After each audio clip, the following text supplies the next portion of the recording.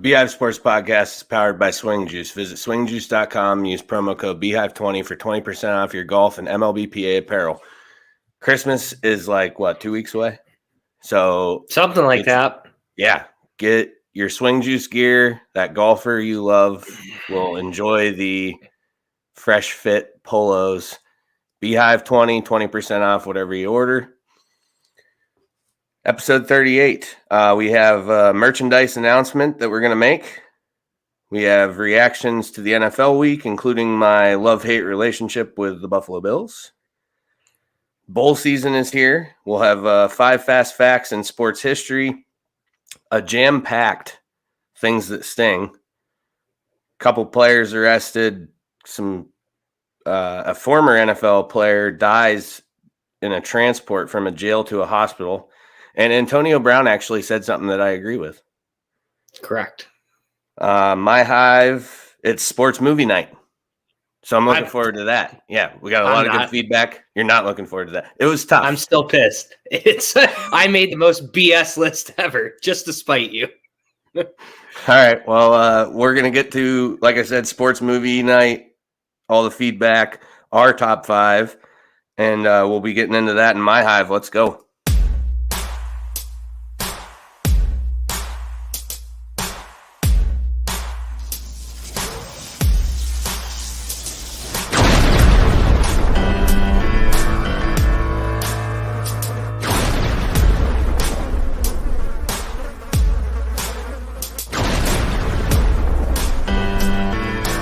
Welcome to the Beehive Sports Podcast. Here are your hosts, Joe and Sketty.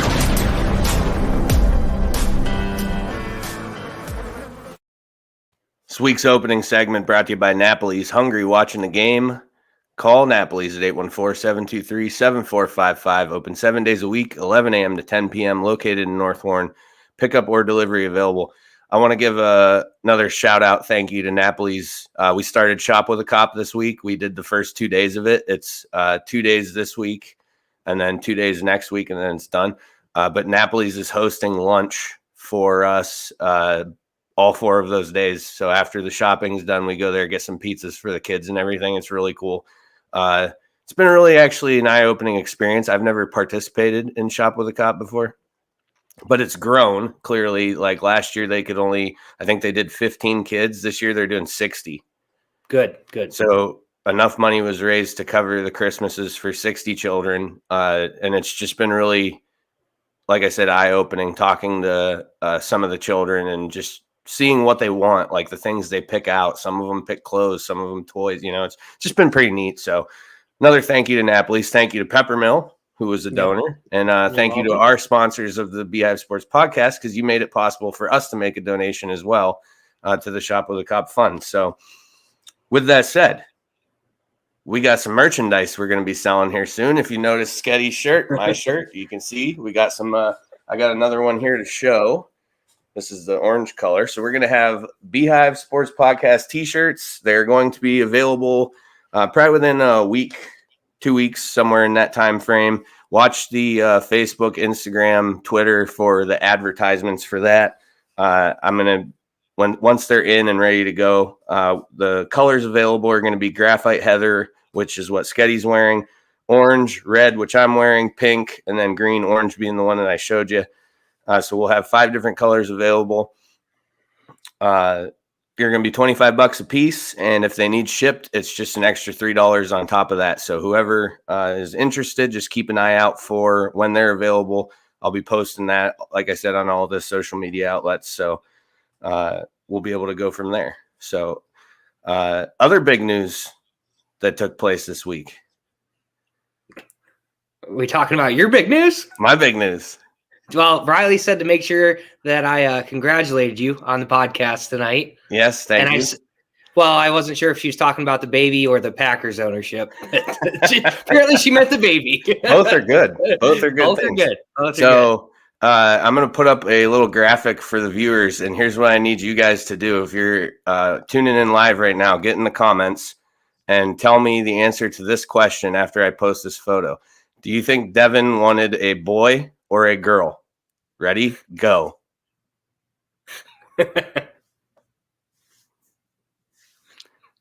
What do you think, Sketty? Well, Riley said she just looks like she's bent over in pure excitement. And I said, I don't think that was the case. Clearly, if that is the case, yeah, she celebrates much differently than I do. Yeah, correct. So, yeah, it was, we have a comment. Nick GM Brown says, I think she wanted a girl. Yeah, it's a safe assumption, Nick. Oh, we got Joe Pellegrino, future snake. That's correct. He is a future snake. Him and Cam Lobdell are going to be the future of Cornerstone Snake football. So, all right, we're going to get on to the show. There's the graphic that I forgot to put up. So podcast t-shirts available soon. Watch the social media outlets for the the ads. I got some professional ads being done for those, so we'll have those up here hopefully within a week or so. We're gonna kick it off with last week we had John Chusky, which was an awesome interview, but at the end of it he said he wanted to just make one more statement, and his statement was Tiger will be back. Well, he fucking nailed that one, because guess who's announced his return? Tiger. Of course, it's not a PGA sanctioned event, but we'll be playing with Charlie again at the PNC Championship, right? Yep. How pumped are you? I was excited for your news, but this was the biggest news of the week to me. I mean, like, I'm sorry. Like, I'm just absolutely jacked that he's back. In my mind, he hasn't said it yet, but this means he's playing the Masters. Like, unless he has some sort of setback, he's going to be at Augusta in April, I feel. And I'm just excited to watch him and Charlie play, in 2 weeks. I can't tell you how excited I am. I'm excited to watch Charlie play, because I always find it fascinating that when an 11-year-old could completely whoop my ass at golf, I'm just like, well, he's only 11. He's only 11. He's been playing longer than I have. Right. Right. I wish my swing was as pretty as his. I mean, the kid's, he comes from good stock. I think it's in his DNA. Yeah. Correct. Yeah. So, no, cool news though. I'm excited for that. Well, I figured you already took off work that day if possible. And, I'll be watching that for sure. Nick GM Brown throwing a question up right off the bat. Can he ever win again? What's the opinion of the host? I think he can. I mean, Absolutely. As long as Phil did it at what age? 40. Oh man, what was he? Or was he even in his 50s? I think it's 50. I can't remember. Yeah, I know Tiger's got like 6 years to get to where Phil was, roughly.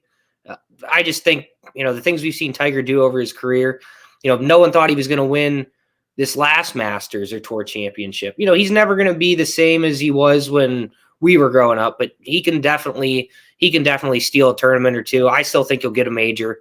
The story's just too good. Yeah, I hope so. I'll be cheering for him for sure. Yep. All right, so back to NFL reactions. That's where we're heading next, and the Win Bowl. It was wild. Now, so I just want to get this one out of the way. That's why I put it up here first, because this is going to be my angry portion of the podcast, and then I'm going to be happy the rest of the time. I promise. All right. I won't let it affect my mood for the remainder of the show, like it has since Monday night. The game made me sick. I mean, Mac Jones throws 3 times and you lose a game. The run's coming. You can't stop it. I mean, and here's the thing, though, actually. And I'm not going to say they couldn't stop it, because they actually did. Like, they had one long run that they got. I mean, and your defense gets worn down. It's cold. You're on the field the whole time. It's just that shit's going to happen. They allowed 14 points. So everybody's kind of ragging on the run defense. You knew what was coming. You couldn't stop it. They scored 14 points. It wasn't like they knew what was coming and Patriots put up 50 on them. Yep.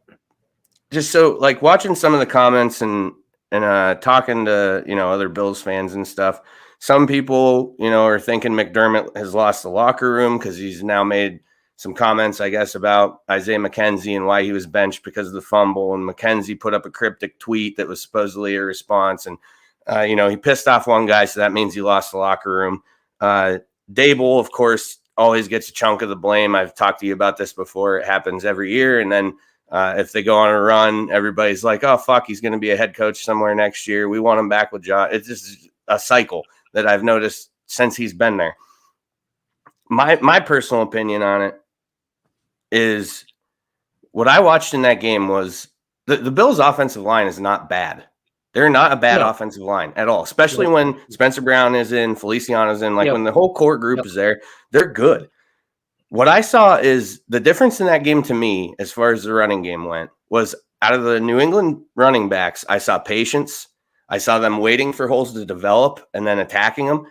And with the Singletary and Moss, I saw run full speed into the fucking pile. And that's exactly what they do every week. And if they squeeze through, they squeeze through. They might get, and this is why the Bills don't break big runs ever, because this is what they do. And the other thing that's really fucking starting to get to me about this whole thing is now they're talking about the new stadium being built and all of that jazz. And when this was first coming out, a lot of people were saying, dome, build a dome, build a dome, build a dome. And I was so against that.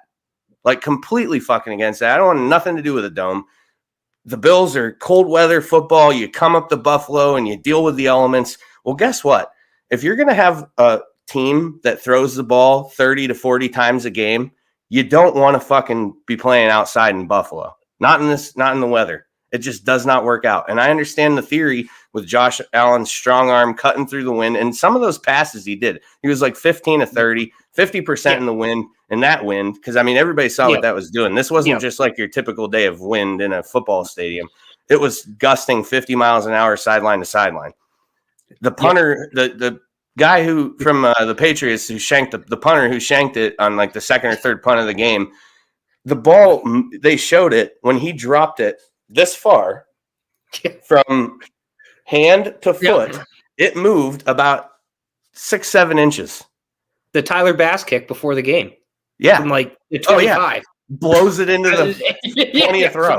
Right. Just drills that's what I'm saying. Just, So I just, if this is the route that they want to take with Allen, which I like, I'm for him being a passer. He does it well. He's improving every year. He's making, his accuracy's improved. His decision-making's improved. If that's the route they want to take, they may want to seriously consider a domed field. That's just my take on it, because they have no run game. And when we're talking the cold weather elements of coming to Buffalo and, blah, blah, blah, we're talking in the time where they had Thurman Thomas and Kenneth Davis and a great offensive Hall of Famers on an offensive line. That you could do that shit then. Kelly ran a K-gun offense, but he wasn't hucking it 50 times a game every week.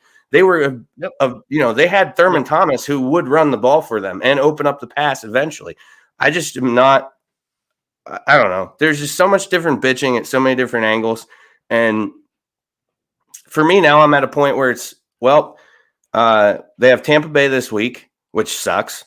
But bright side is it's their on week if we're following the same pattern that we have been for 7 weeks now, where they win one, lose one, look great one week, terrible the next, great the next, and it's just the pattern it's been.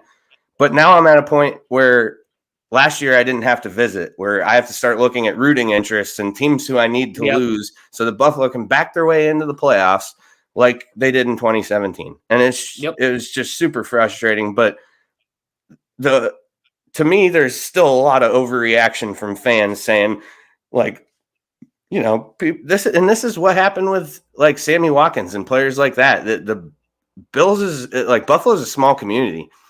So when the fan base starts their little online uprising, the players see that shit. Whereas they might not be in LA or, wherever, just bigger cities where they don't care. But when the Bills fans get online and they start saying all this shit, and it's just blows my mind. I mean, they pissed off Trey White before too. Of course he's injured and not playing right now, but he was a guy who they were fucking trying to run out of town, basically. I mean, they weren't trying to, but they were making comments that he like removed shit from his Twitter saying that he was even part of the team. And I was like, why do you, what makes you need to say this stuff? I just don't understand it. But the running backs suck. And that's where I think they're at. I don't think it has as much to do with the offensive line as people want to say. The play calling, the Patriots ran 4 plays that entire game. Yep. 4 different running plays. Yep. And you want to tell me that it's play calling? I'm not buying that. What I'm buying is execution and the lack of it. And that's to me is what this team's issue is. Has nothing to do with the coaching, because everybody wanted to blow Dable a year ago when they led him to the AFC Championship. And then, You have a year going like this, and the play calling sucks, and he needs fired, and blah blah blah. And maybe he does. I don't fucking know. But what I do know is that he's not executing the plays; he's just calling them. And when I watched Devin Singletary run full speed into 3 guys who are blocking 4 other guys, and just what does he anticipate's going to happen? There's no patience. He does not wait for any holes. He just, as soon as he has the ball, it's go. And Zach Moss, since day one, has said he invites contact. So it doesn't surprise me that he tries to run everybody over. He doesn't try and make anybody miss. He just wants to literally run you over. Well, guess what? Derrick Henry is the best in the business at that, but he also waits for holes to develop and makes people miss. If you want to be a running back, you got to be a little bit well-rounded. And I think they kind of screwed up. Josh Allen, one of his strengths is his legs. I thought they'd kind of – I know you're not game planning for 50-mile-per-hour winds, but let's throw some sort of read option, make him look like a Lamar Jackson out there in this game.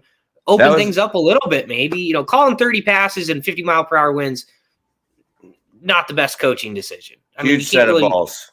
Yeah. I mean, it's and still, is it what, a 3-point game?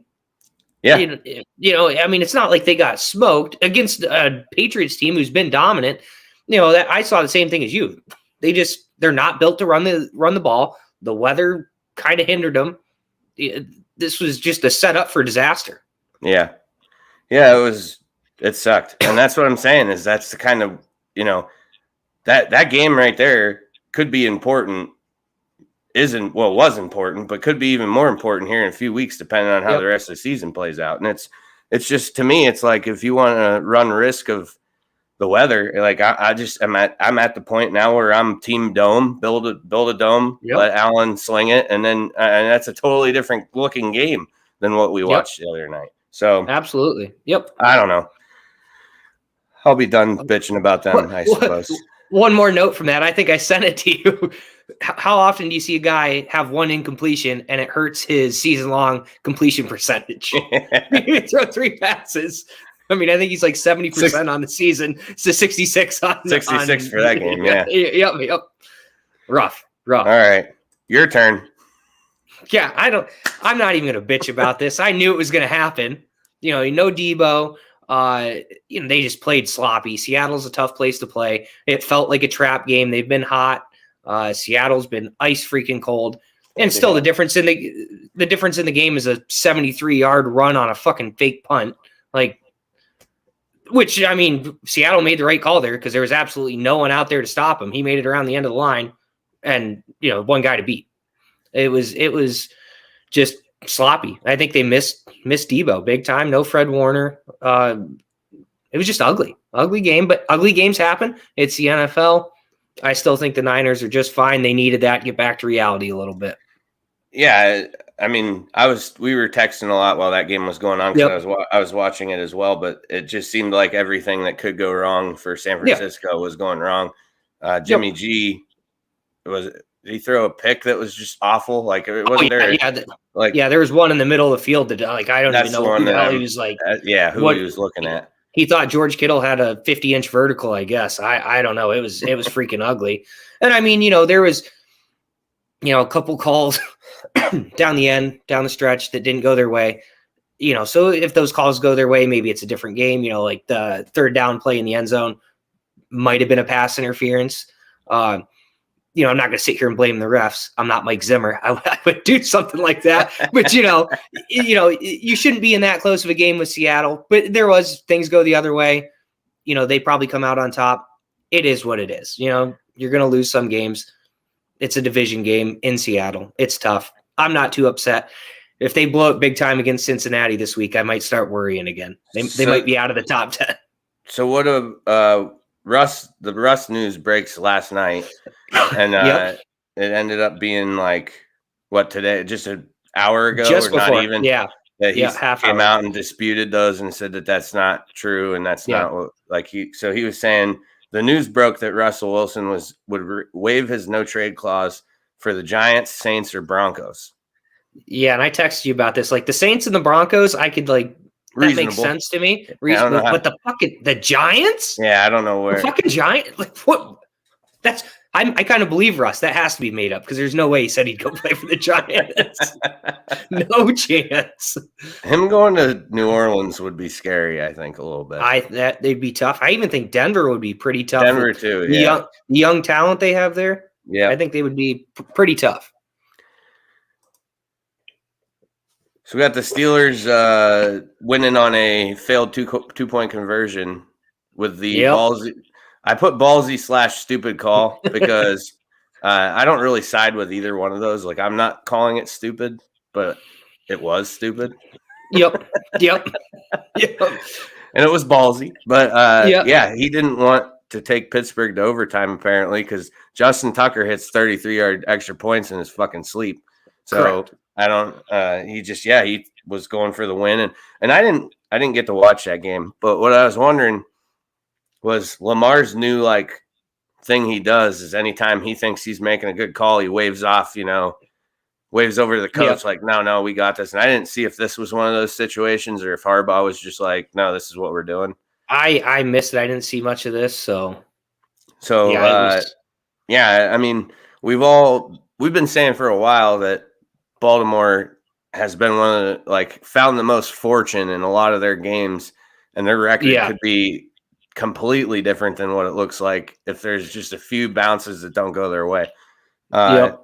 So they got one here, or they didn't get one here, but their luck, kind of ran out as far as the bounces go. They did not get it on this one. So, and this was the week after the Big Ben news breaks, where and we had discussed this, where he said that it's his last source. Some of his friends or whoever, I don't know, somebody came out and said that it's his last season in Pittsburgh. And that was what you text me. You're like, he's retiring. Yeah. And I said, it doesn't sound like it. Sounds like he maybe he can go play for the Giants. I don't know who's going to take him. He looks like shit. Him and Russ can compete for the starting job. Cleveland, he's got a lot of wins in Cleveland. They need a quarterback. It's possible. That'd be interesting if that took place for sure. There'd be a lot of Browns fans having to ask for forgiveness. Because that is not a guy they like. Correct. Right. Correct. My favorite win of the week? Lions, baby. Detroit. Let's go. So I'm excited. Yeah. First win. Got it in the final seconds. 1 p.m. Kirk looked like primetime Kirk a little bit. He did. Yep. Actually, he if you look at his numbers, he actually didn't play very bad. But I just said that because he lost. Yeah. Because the mighty Lions. Hey, they were due to get one of these. And it was awesome. It was awesome to see him get it. This team's been there in probably 4 or 5 games. Yeah. I would say that they could easily have won, and just kind of the anti-Ravens. They just don't get anything to go their way. That's a really good way to put it, actually, because that's exactly how it's been. It's just been not bounces going their way. Dan Campbell gives the game ball to the students at Oxford High School, or the Oxford community, for the victims of the school shooting, which was a fantastic move on his part. Reaction with Sheila Ford in the locker room was criticized a lot online. The team was dancing, and that drove me fucking crazy too, that people were so annoyed by the fact, and they're, have to throw out the act like you've been there before. Well, guess what? They hadn't been there before this year. Those guys have worked their asses off. They finally got a win. If they want to dance, who gives a shit? And it's coming from the guys who are saying act like you've been there before have never been there before.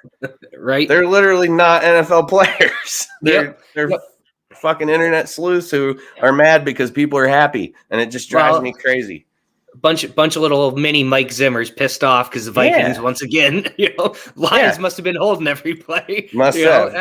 I mean, no, these guys have been there in so many games, haven't got it to go their way. Let them celebrate. That's what I said. Here's kind of the way I'm looking at it now. Okay, as an owner of the Packers, yes, who for years now have owned the NFC North. Ipso facto, I own the Lions, and we just got our first win. Bang. There you go. There it is. Look at you, owner. What do you got, 2 wins in 2 weeks now? Your team didn't even play this week? Yeah. Come on. Yeah, but the team that I own, because I own a team, they won. So therefore, like I said, ipso facto, another W. But you also own the Vikings, who lost again. So I'll never take claim to that. I don't like their uniforms. Fair. All right, we're into bowl season. The college football playoff has been set. We know. Now we know. So all the hypotheticals and the stuff we talked about for however long we talked about it, none of that matters anymore because the teams have been set. Bama 1, Michigan 2, Georgia 3, Cincy 4. So Bama and Cincy will play each other, which is going to be I don't know. I don't know how this is going to go. I would say not so hot. Well, probably not. I mean, they're opening. Bama's opening as 13.5-point favorites, which is less than when Bama played Notre Dame in the national championship. They're 17-point favorites. Well, it's because Notre Dame's trash. Cincy might be okay. I agree with that, but I don't know. Part of me really wants. I want it to go because I don't think Cincy's going to win, but part of me wants them to keep it close so that maybe, people will cut them some slack. But another part of me wants them to just get demolished so everybody can be like, see, Power 5, this is why, we do what we do here and pick these teams as opposed, So the Cotton Bowl, Bama Cincy, Bama 13.5-point favorites. I'm really looking forward to that game. Yep. Number 2, Michigan versus number 3, Georgia. In the Orange Bowl, Georgia opens as 7.5-point favorites. Shusky's got me going Big Blue because he's cheering for him. Yep. So for him, I hope they do well. And also, how crazy was it that they wore Tate Mears' number on their jersey? Said 42. Yep. They scored 42 points. Like it was just the whole storyline there was pretty neat. But Big Ten, I'll cheer for them. They're not Big Ten, not named Ohio State. I do not have a problem with. I'm a big Harbaugh guy. Like I think he did wonders with the 49ers. It was bullshit that they fired him. So yeah, I'd love to see him do something special here. It would be pretty cool, and especially in a time that state could use some love. Something to rally, something to rally them together a little bit. So, Georgia's perfect streak ends against Bama in the SEC championship, which is why the flip-flop. I was surprised they went all the way to 3, honestly, but Michigan, Michigan's looked tough. They have looked tough. The Big Ten championship was not even remotely close. So correct. Yep. They stomp Iowa. Like I said, it was like, 42-3 or something like that. I think that's right. Cincinnati stomps Houston to solidify their spot at number 4. Fickle gets Coach of the Year. Cincinnati's coach was named Coach of the Year, so that's pretty cool. Other notable bowl games we have. The Outback Bowl, that's going to be Arkansas and Penn State. The Rose Bowl, Ohio State and Utah. Sugar Bowl, Baylor and Ole Miss. Notre Dame and Oklahoma State playing the Who Gives a Fuck Bowl. Love it. Nobody does. No one cares. No one cares. Michigan State versus Pitt in the Peach Bowl, which, it may not be as good now because Kenny Pickett's talking about not playing, preparing for the draft. His offensive coordinator has also resigned, which it sounded like that was like not like there was no conflict with this resignation. It was just because of a reason that they didn't name, but it wasn't bad because the school had nothing but great things to say about him on his way out the door. But Kenny Pickett, we're going to talk about him for a minute. A big story that came out of the game against Wake Forest, the slide. Did you see the Kenny Pickett slide? The fake. I didn't see this. Did you? You didn't see anything about this? Haven't seen anything. You're telling me about it right now. If in the comments, people who are watching, if you have an opinion on this, I'd love to hear it. Kenny Pickett he's scrambling. He has 2 defenders closing in on him. He kind of dips down like he's going to slide. Doesn't slide. The defenders completely gave up on the play because they thought he was going to slide, and he just carried on down the field.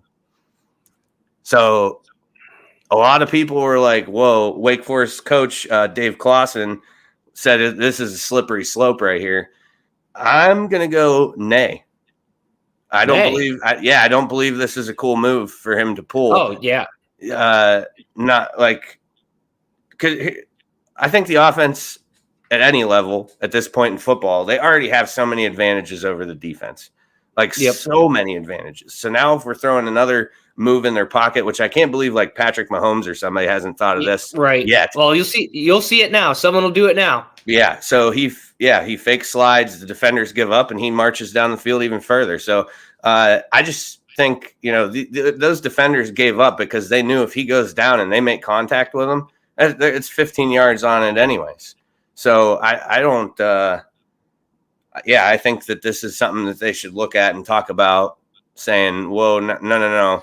And if you're going to, if you even remotely start to go down, you're committed to it.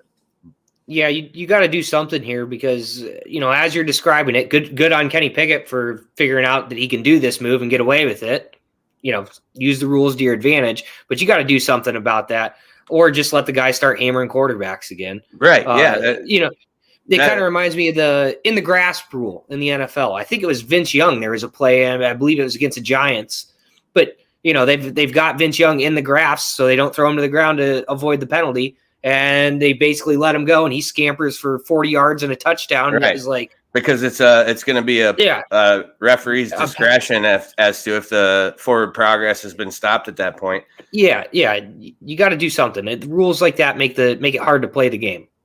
John O'Neill tuning in, he says not a cool move. I agree. It's just the defense just is already so fucked and behind on everything. I mean, even penalties, like that's something we talk about a lot too. A 5-yard defense, almost every defensive penalty besides offsides results in an automatic first down. Yep. And that's insane. Yep. And I understand there's not really a way to balance that as far as the offense goes. You can't make every play or every penalty a loss of down or whatever, but there's just so many advantages that the offense already has. So I just don't think that, this is something that they should allow to continue if it becomes a trend. Hopefully, maybe even the conversation about it has led. Even coaches though should, I wouldn't want to coach this, because what if you pop up from that fake slide and the guy is still committing? Because those happen. People who slide get hit a lot still, and the penalty flags come. Yep. So, I don't know what you do. It's slippery slope. Yeah, I have to agree with that one. So moving on, the last thing we have for opening segment, at least the last thing I have, Quinn Ewers enters the transfer portal from Ohio State after he went there and signed he made where did I write it down? 1.3 million in the NIL. So he makes 1.3 million, enters the transfer portal. Allegedly, he has it narrowed down to Texas or Texas Tech, which he's from Carroll High School in Texas, which he left early. He graduated a year early and enrolled at Ohio State early, because then he could start the NIL, because he couldn't do anything as a Texas high school athlete. They would not. That's not in the rules. They can't do that. So, he makes over $1 million in the NIL. And then from what I read, Texas, which this is just where it's going to start to spiral completely out of control. Texas boosters are offering Quinn Ewers first-round pick like money if he transfers to Texas. Well, welcome to the new NCAA. College football has officially become the NFL. Yeah. I mean, you knew this was going to happen. With the way they set it up, these big programs are just going to keep getting kids. Yeah. And what the NIL is going to ultimately end up doing is it's going to be even more of a separation between, say, Power Alabama 5 and Group of 5. Yeah. Right, yeah. Alabama and Cincinnati, great example. Yeah, it's just those schools are going to suffer even more, and it's I don't know. I guess maybe Texas will get good again finally. They can start spending some of that oil money. This kid has a pretty sweet some players. He does. I like him. I'm going to root for him. I love the mullet. All right. I think we're on to break time, aren't we? You got anything else for opening? Any other football games you want to discuss? Or Nope. I only don't think there's any highlighted big news. I only highlighted about 4 of them this week because there wasn't very many good matchups in the NFL, honestly. Well, my brain went to mush as soon as you laid the movie thing on me, so there's not a lot of preparing going on. I've been thinking about that for a couple days. Yeah. All right. Well, we're gonna get to that too. I can't wait to see what you came up with. You'll love it. This week's opening segment brought to you by Napoli's. Hungry watching the game? Call Napoli's at 814-723-7455. Open 7 days a week, 11 a.m. to 10 p.m. Located in North Warren. Pickup or delivery available. We're going to take a break. We'll be back with the 5 fast facts in sports history. Hungry? Watching the game? Order some Napoli's Pizza, voted the best pizza in the Times Observer Reader's Choice every year. Homemade, hand-tossed, delicious hot pizza, stromboli, salads, subs, and so much more. Located in North Warren, come on in or call 814-723-7455 and ask about our specials. Pickup or delivery available 7 days a week, 11 a.m. to 10 p.m. Again, that's 814-723-7455. Hi, this is Brian Hagberg, and I wanted to take a moment to tell you about our new website, yourdailylocal.com. Your Daily Local is your new home for news, sports, and events in Warren County and beyond. Our goal is to cover the people, places, events, and happenings that matter to you in a variety of ways, including writing, video, and audio. And the best part?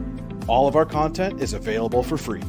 Head to yourdailylocal.com to get the news you need when you need it.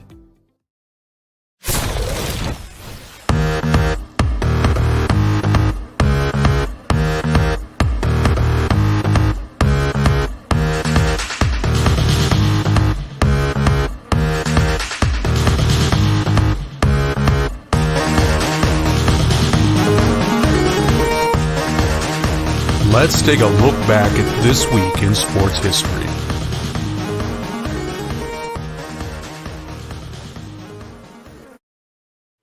This week in sports history brought to you by Your Daily Local. Visit yourdailylocal.com for the news you need when you need it. 5 fast facts and a bonus fact. Ooh. Yep, I have a bonus fact this week. I love bonus facts. All right, first one, 1909, the first CFL Grey Cup. That kind of surprises me. That's a long-ass time ago. Well, listen to this shit, though. The University of Toronto Blues beat the Toronto Parkdale Canoe Club 26-6. They played a fucking... They played a canoe club. Sounds like the Snakes could have gotten that game. I think the Snakes could have won that game.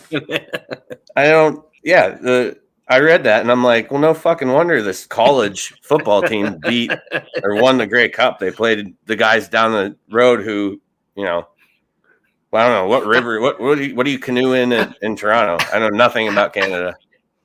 Same. Did the canoe club win some games to get to the Grey Cup? I don't know. Maybe I should have researched that more. And they had to beat somebody. They beat the yacht team or what? I don't know. like the yacht club? I don't know. The Toronto Parkdale Croquet Club. Yeah.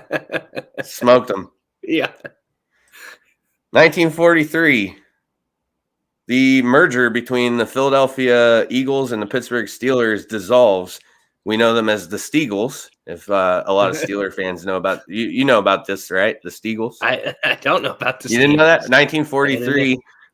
Several players who were in the NFL at the time were enlisted in the military and serving in the war. So in order to field the team, the Eagles and the Steelers combined for just one season. That was all it was. Yep. Yeah, they were known as the Steagles. So 1 year, all they had, and then back to business, the following season. 1974. I put this one up here in case anybody who ever listens to this is a Seahawks fan, just so they know their team existed prior to the year 2000. I love that. I thought you would like that because I really appreciate that. Yeah, there's no one that's a fucking Seahawks fan. No, not pre Sean Alexander. I can tell you that right now. Yeah, there was nobody, and they all of a sudden become the 12s, and they're the most popular fan base. Bullshit, they are. Yeah, nobody cares about them. Lombardozzi, if you ever listen to this, I apologize. You're the only Seahawks fan I know, but nobody. That's one more than me. Yeah, nobody knew what that city didn't give a shit about this team until they started getting good, and then all of a sudden they named their fan base, and like the 12th man's been on the wall of fame in Buffalo at the stadium since I was a kid. But all of a sudden the 12s, Hey, what assholes. Yep. 1983, LA Dodger pitcher Steve Howe suspended 1 year for cocaine use. I put this up here because the Dodgers have to take the place of they are now the team that I'm just going to rip on all the time. Fair enough. Because I did some math, and it's 317 days until I'm allowed to make fun of the Yankees again. Not that you're counting. Not that I'm counting, but I figured it out because it was October 22nd. So that is when, October 22nd, 2022, the Yankees are no longer safe. But right now I made a vow, and I'm going to stick to that. I have a question about this, though. Like, was he blowing coke, like, during the game or something? Because I feel like in 1983, the whole league was blowing coke. It just said cocaine use. I just churched up the banner by putting blowing coke. Oh, okay. Well, yeah, either way, cocaine use, the whole league was using coke in 83. Correct. Yeah. I mean, we've talked about that, the cocaine trials. Yeah. Tim Raines used to not slide or only slide head first because he didn't want to break his vial. Number 5, O.J. Simpson sentenced to 33 years for armed robbery and kidnapping. 33-year sentence. He served 9. Now he's on Twitter saying it's yours truly, and he's like the face of the pro-vaccination crowd, which is what a guy, that those people would want representing them. But he is very that's what a lot of his videos are about. He makes now is he's telling everybody to go get the shot. So he's a murderer. So what would you expect? He is a murderer. He loves people getting stabbed with pointy things. Maybe that's how he's like little sick fetish. Yeah, he gets the thrill, and that's how I guess maybe that's how he's like replacing just not killing people. Yeah. Physically not killing anybody. Pretty crazy though. 9 years of a 33-year sentence. Yeah, well, they kind of overdid the sentence. He got 33 years for each million he owed the Brown family that he never paid him because they won that civil suit against him. They hammered him on the other stuff. The judge, that everyone kind of figures out, is kind of a little message about how he was a dirtbag and got away with murder the first time. So, which is true. Yeah. So they think it was just a little payback. So 9 years isn't. He's been out 4 years. I wonder when he slips up again.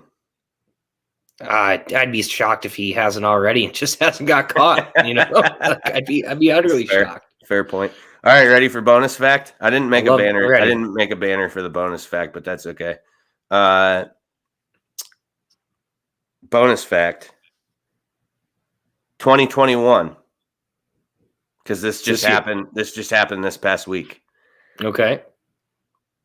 The Memphis Grizzlies beat the Oklahoma City Thunder 152-79. The 73-point margin is the largest in NBA history. I saw that. That's absolutely freaking nuts. Absolutely nuts. That's a ass whooping. 73 points. Yeah.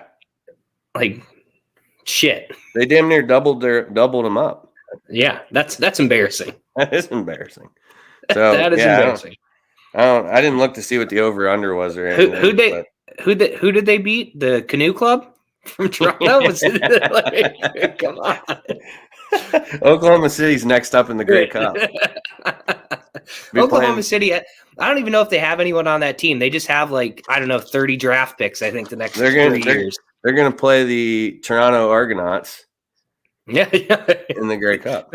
They might be better off. Could be. All right. This Week in Sports History brought to you by Your Daily Local. Visit yourdailylocal.com for the news you need when you need it. We're going to take a break. We'll be back with a full slate and the things that sting. I'm talking 6 different stories. It's wild.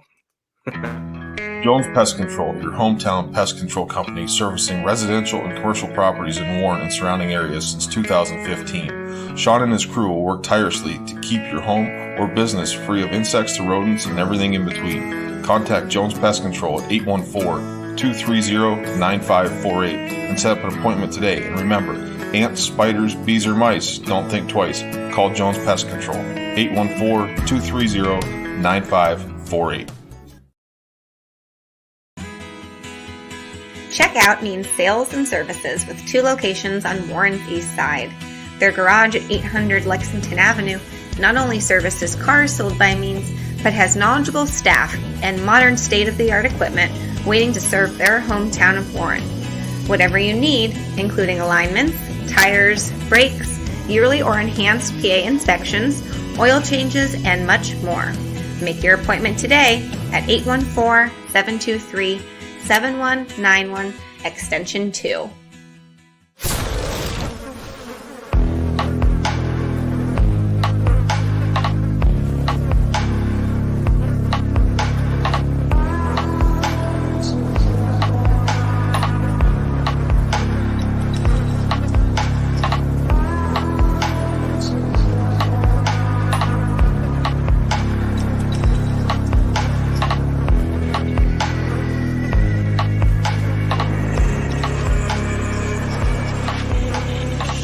It's now time for the things that sting. The worst stories in sports, according to Joe.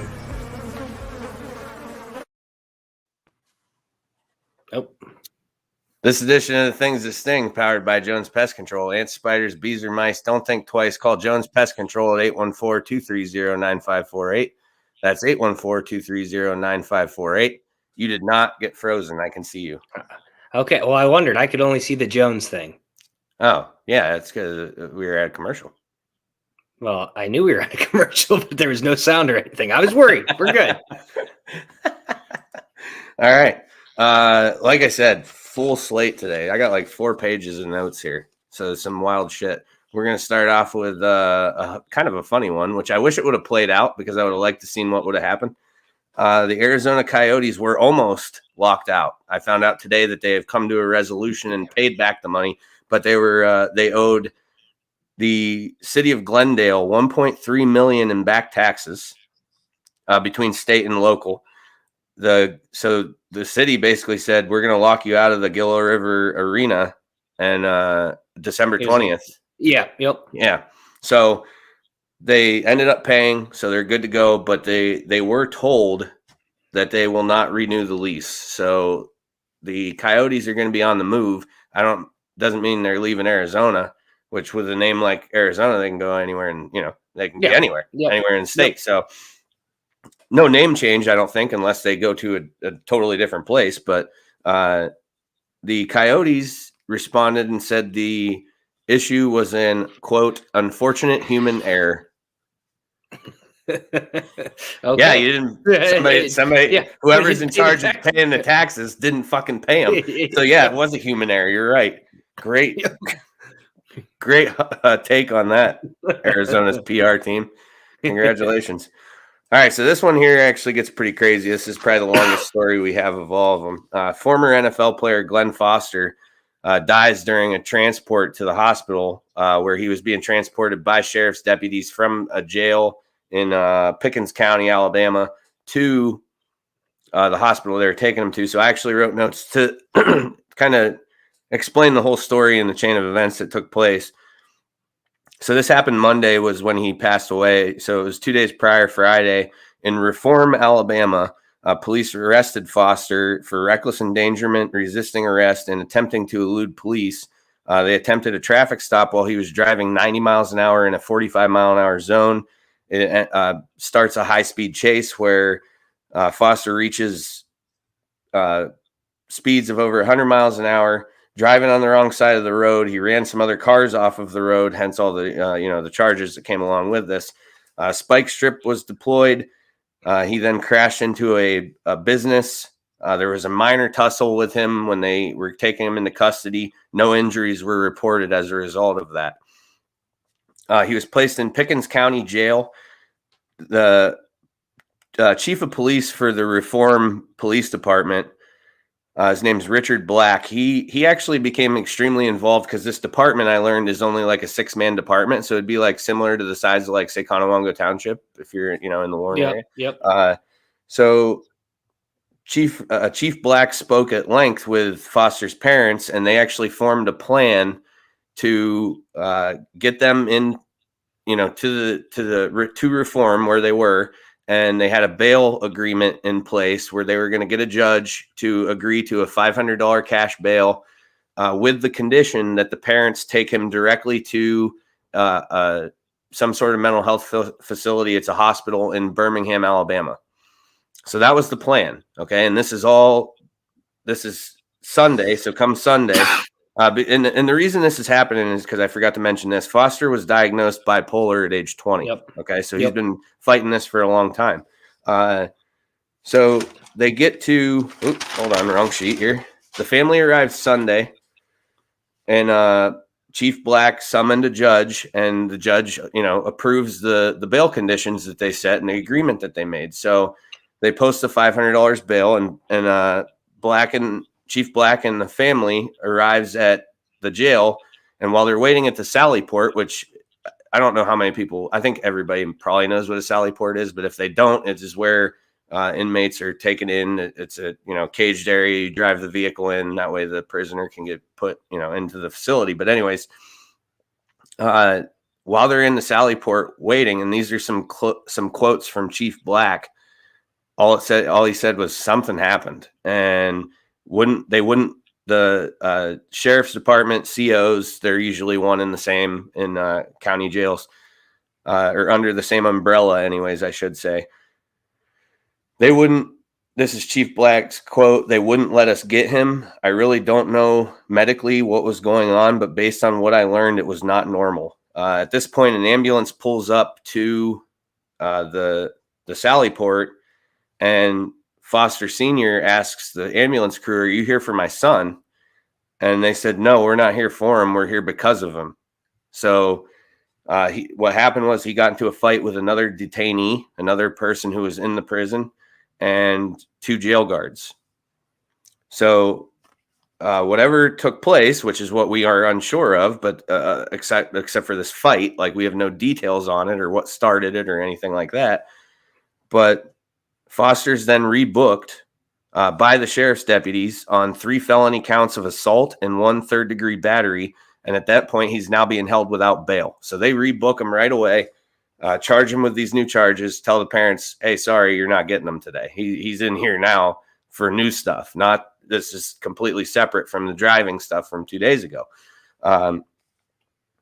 So as Chief Black says, at this point now, a reform police department, they're separated from this incident. This has nothing, this is the Pickens County Sheriff's deal now.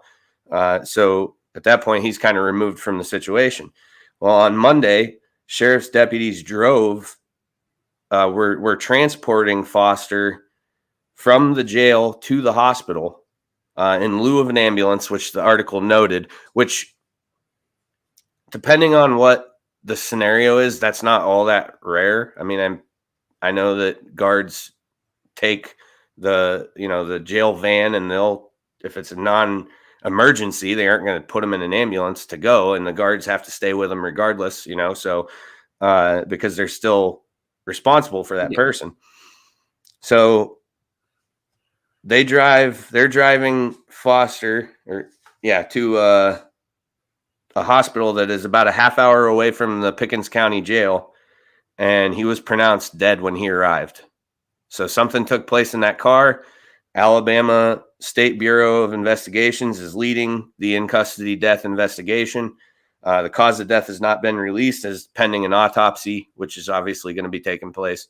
But I don't know I have no clue what is going to come of this. Our cars, like when we transport, we have cameras. So all of that would have been recorded, whatever took place in there, audio and video. So hopefully there's some of that'll be able to paint a picture clearly of what happened rather than just reports. But yeah, I don't know. So that's one we're going to have to definitely keep an eye on. And I'm curious to see, what took place. Of course, the family, is wanting some answers, and they, depending on, I really had to be selective when I picked which article to get the information from, because some of them were heavily geared the way you think they would be. Yeah. CNN and Yahoo, I think was the other one, where it was just like the headline wanted you to think that completely different. If you read it, they don't know that yet. So that's something that, we're going to have to just keep an eye on. I'm not saying that it didn't happen. I'm saying let the investigation unfold, which is what we need to do. And if there was wrongdoing by the deputies, they need to be held accountable for sure. Absolutely. So that was it for that one. This is one, I don't know if you saw this. The Iowa high school basketball player has been charged with felony willful injury, causing serious injury after an altercation that took place at the end of the game in the handshake line. You didn't see this. Well, it's your lucky day. Oh, because I have the video. So check out the video. I'm going to post it right now. It's going to play on your screen here.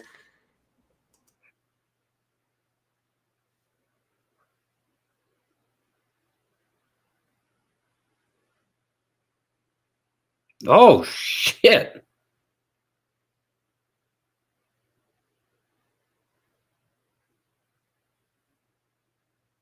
Okay.